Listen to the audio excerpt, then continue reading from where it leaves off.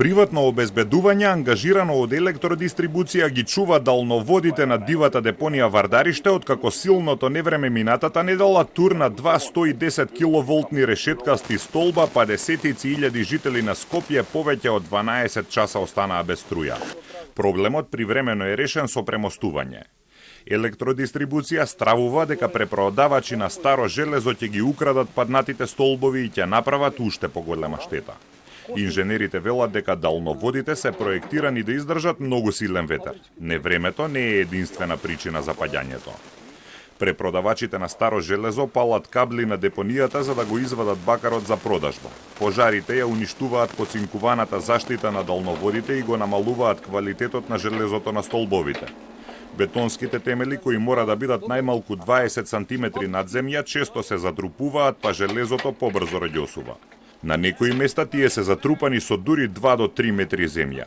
Како најсериозна закана по ситуацијата на терен би ја издвоил ситуацијата со крадење на метални делови на самите челични столбови, што во крајна линија допринесува до нивно сериозно оштетување. Дополнително, во делот на превентивни мерки, после санација на дефектот, донесен е заклучок поради ситуацијата на терен да се ангажира и приватна компанија за обезбедување на имот, се со цел да го минимизираме евентуалниот недостаток на железни делови од веќе паднатите столбови. На паднатите далноводи се гледаат траги од украдените винкли. Празните дупки за штрафови сведочат дека тука имало зашрафени косници кои одат во икс меѓу столбовите и ја одржуваат стабилноста. Секоја наредна винкла што ќе исчезне дополнително ја нарушува стабилноста на столбот и потоа ветерот само го докусурува. Во електродистрибуција велат дека постојано местат нови елементи, но до утре може да ги снема. Известени се сите надлежни институции. Никој не може да стави 24 часовна стража на секој столб.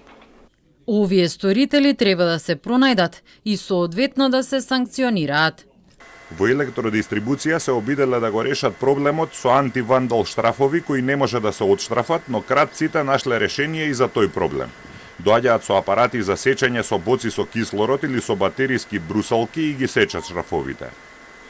Во Министерството за внатрешни работи велат дека само во првата половина од годинава на подрачјето на Скопје се регистрирани 13 кривични дела уништување или оштетување јавни инсталации, за што се поднесени 3 кривични пријави против 4 сторители. Инженерите велат дека безбедноста ја загрозува и тоа што се натрупува земја под далноводите. Жиците мора да бидат високо над земја со оглед на тоа што на 110 киловолтен далновод струја може да ве удри и без да ги допрете жиците на 1 метар оддалеченост.